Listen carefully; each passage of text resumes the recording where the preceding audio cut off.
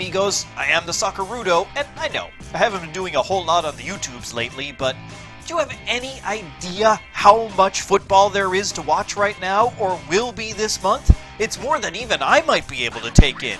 Seriously, we've got the CPL spring season, plus the Voyageurs Cup going on, which has been bonkers, by the way. The FIFA Under-20 World Cup is going on right now. Did you even know that was a thing? Plus, this month, we're going to have the CONCACAF Gold Cup, we're going to have Copa America, and we're going to have the African Cup of Nations. That's 3 different continental championships all happening at once, and it would have been 4, except the Asian Cup already happened earlier this year. And of course, we're going to try and touch on all of those on this channel, but today we want to talk about the biggest one of them all, the FIFA Women's World Cup that goes from June 7th to July 7th in France. The Men's World Cup is an institution played since the first edition in Uruguay back in 1930, which was won by the host country. The Women's World Cup, however, has only been around since 1991. No Googling it now. The first one was held in China is the answer on that one, and that was won by the United States. The Americans are the defending champions and the most prolific team in this tournament. They've won it 3 times. Next closest is Germany with 2. Norway and France each have 1 victory in this tournament. This year, 24 nations are competing at the Women's World Cup. Let's break it down and see who's got a chance to win it in France. We're going to go from bottom up because the North American teams we want to talk about the most happen to be in Groups E and F in this tournament. Group F includes the United States, Sweden, Chile, and Thailand. And what more needs to be said about the United States? They're the world #1 ranked team. They're the defending champions of this tournament. The weird thing about the United States is that the entire team plays in the NWSL. Not one player on a European team, but it does seem to be working for them. Sweden is one of only 7 countries to have never missed the Women's World Cup. They're a more experienced side this time around than they were in 2015, and Sweden, despite again being a powerhouse in women's soccer, is actually a team on the rise. They're more experienced than they were last time around, and they're coming off Olympic silver medals in 2016. Sweden also lost only 1 game in their qualifying campaign. The United States and Sweden make this a very tough group, especially for the other 2, the World Cup debutantes, Thailand and Chile. More than half of the Thai team plays on the same club in Thailand. They come in ranked number 34 in the world, which is probably a little higher than you might think, given the non-success of the men's national Thai team. Chile have the talent but lack experience at the international level. Nobody on the team has more than 22 caps. The best thing that Chile and Thailand have going for them might be a lack of expectations. Both USA and Sweden could get caught looking past Chile and Thailand, and that could lead to an upset along the way. Still, I think it's clearly United States and Sweden that will finish 1-2 in this group.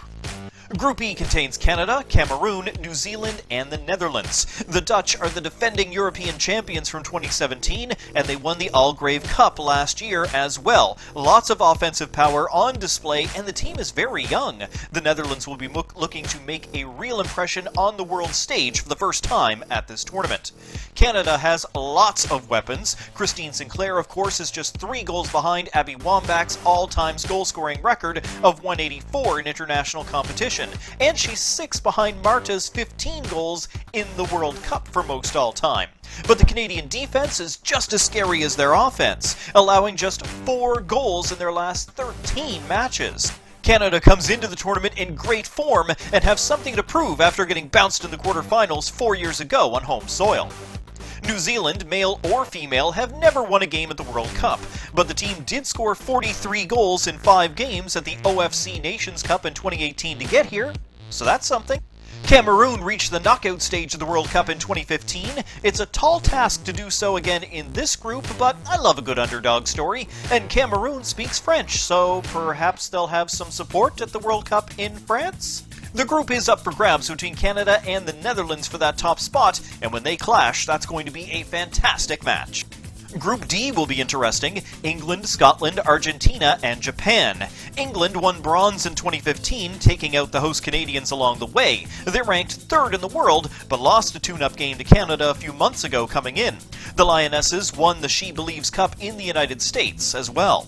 Scotland has qualified for the first time ever and come in ranked number 20 in the world. There's a good mix of youth and experience on the team, although Team GB Olympic qualifying is linked to how England does, regardless of how Scotland's performance goes. It's going to be a wild match, of course, when England and Scotland meet on the pitch.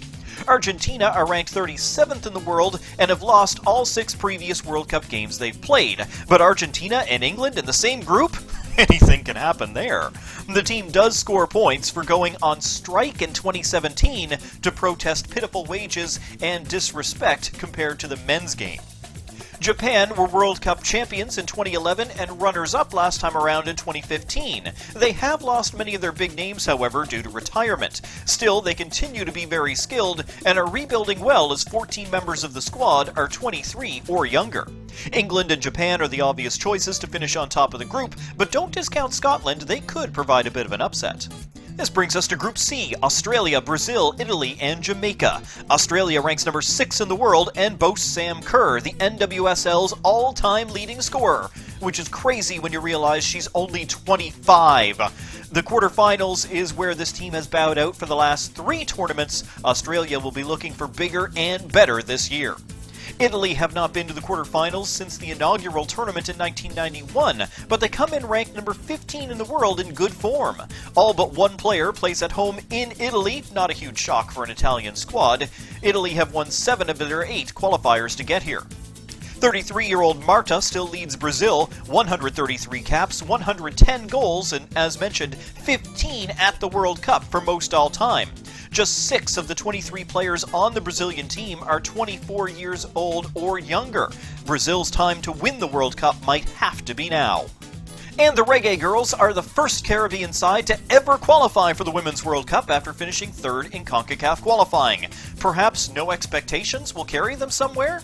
Khadijah Shaw has 29 goals in 21 games with the national side and does not currently have a club team that she plays for. A couple of goals in France, and I have a feeling that will change.